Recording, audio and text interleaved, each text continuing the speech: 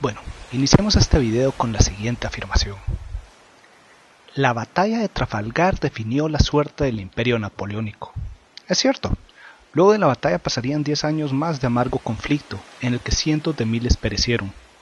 Pero cuando la última pieza de artillería enmudeció en aquel día 21 de octubre de 1805, a partir de ese momento la supervivencia de Gran Bretaña quedó asegurada.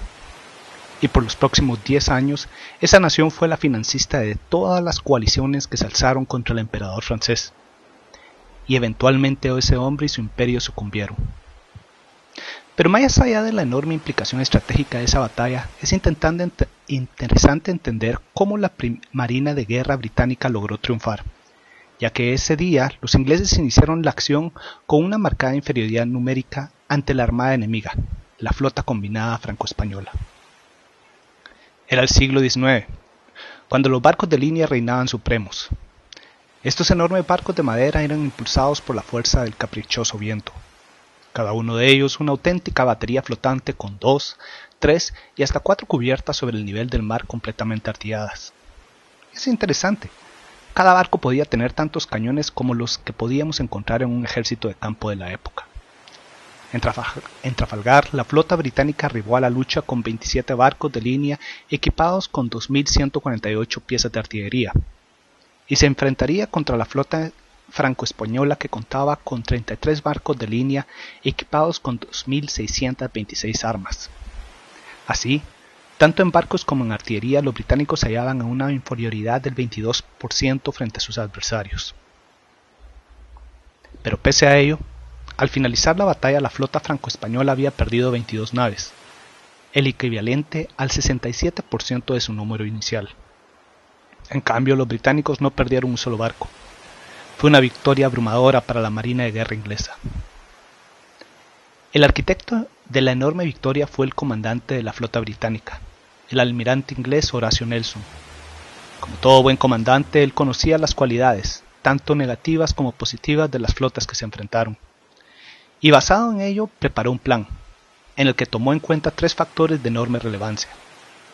Él conocía las características de sus barcos de guerra y los del enemigo. Conocía las características de las piezas de artillería con las que todos estos barcos estaban equipados. Y finalmente, estaba consciente del calibre de las tripulaciones de las naves de ambos bandos. En primer lugar, él sabía que el comandante en jefe de la flota franco-española desplegaría todos sus barcos en una larga columna de batalla. Esto es, con todos sus barcos navegando uno tras otro.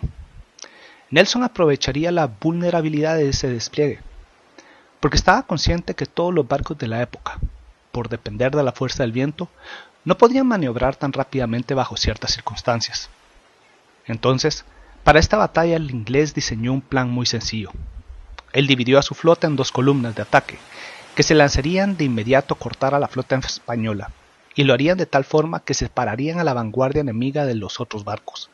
Y por lo difícil que era efectuar un viraje de 180 grados, esa vanguardia quedaría separada de sus camaradas sin que pudiera dar rápidamente la media vuelta para ayudarles.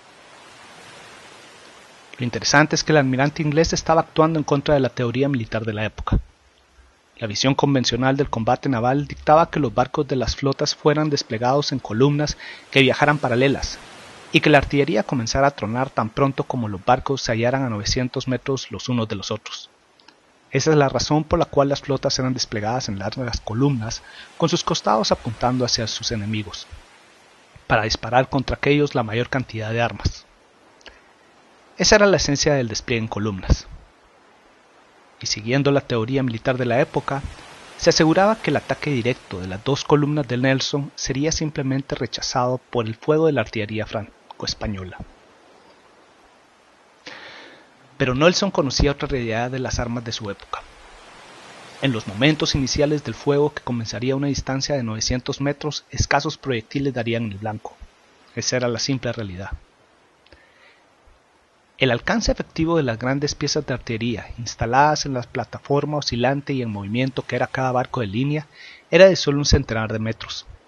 Iniciar el fuego de artillería desde una enorme distancia era un verdadero desperdicio de municiones que solo cansaría a los artilleros. Consciente de ello, Nelson tomó una decisión de gran importancia. él reservaría el fuego de sus barcos hasta hallarse a una distancia de tiro de pistola del enemigo, en efecto, a unos 50 metros. Las tripulaciones de sus barcos recibirían la orden de mantener la más estricta disciplina de fuego, y mientras sus artilleros esperaban pacientemente al lado de sus armas, el piloto de cada barco de línea inglés dirigiría su nave hacia aquellas brechas que naturalmente existían entre los barcos de la larga columna franco-española. Esas brechas, en conjunto, eran el punto más vulnerable dentro de la formación enemiga, y sería el punto ideal para efectuar el devastador ataque de rastrillo. Tan pronto como cada barco se hallara justo tras la proa o la popa de una nave enemiga, la orden sería dada, y gradualmente una tras otra todas las armas del barco atacante serían disparadas a quemarropa. Ese era el ataque de rastrillo. Cada proyectil que diera en el blanco en el ángulo apropiado pasaría a lo largo del eje transversal del barco atacado, dejando tras de sí un camino de muerte y destrucción. Ese era el plan del comandante en jefe inglés, y siguiendo el plan de este así actuaron sus subordinados, desde los mandos medios hasta los mandos inferiores. Y con el HMS Victory, el barco del mismo Nelson, a la cabeza de la columna británica que se lanzó contra el centro de la columna franco-española, los anglos se lanzaron al ataque. Desde el momento en el cual las armas franco-españolas comenzaron a tronar, aquel barco inglés sufrió daños, pero el errático fuego de las armas efectuado a gran distancia y a mediana distancia no fue suficiente. Al Victory no lo detuvieron, y eventualmente esa nave se encontró pasando por una brecha entre dos barcos enemigos. Y sucedió. Ese fue el momento en el cual comenzó la destrucción de la flota aliada. Cada barco que venía tras la estela del Victory pasó descargando sus armas a quemarropa contra los enemigos que se hallaban en su camino, y las bajas en aquellos se acumularon con pavorosa velocidad. El fuego a quemarropa era demoledor. Cada barco que sufría un ataque de rastrillo perdía en cuestión de minutos un porcentaje sustancial de su capacidad de combate y quedaba vulnerable al ataque de otros barcos.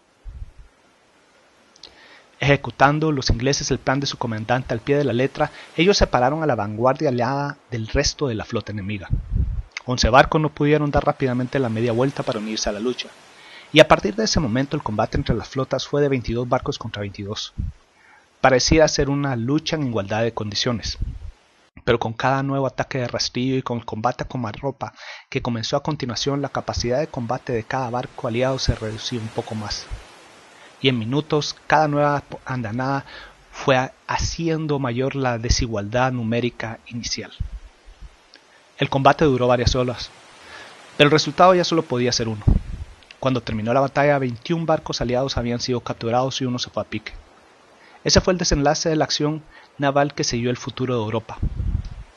Todo gracias a que el comandante inglés estaba consciente de las realidades cualitativas y cuantitativas de su flota y la de su enemigo. Y como lo dijo Sun Tzu, conócete a ti mismo y conoce a tu enemigo, y no has de obtener el resultado de 100 batallas. Espero que este podcast les haya gustado y nos veremos en el próximo. Mucho gusto.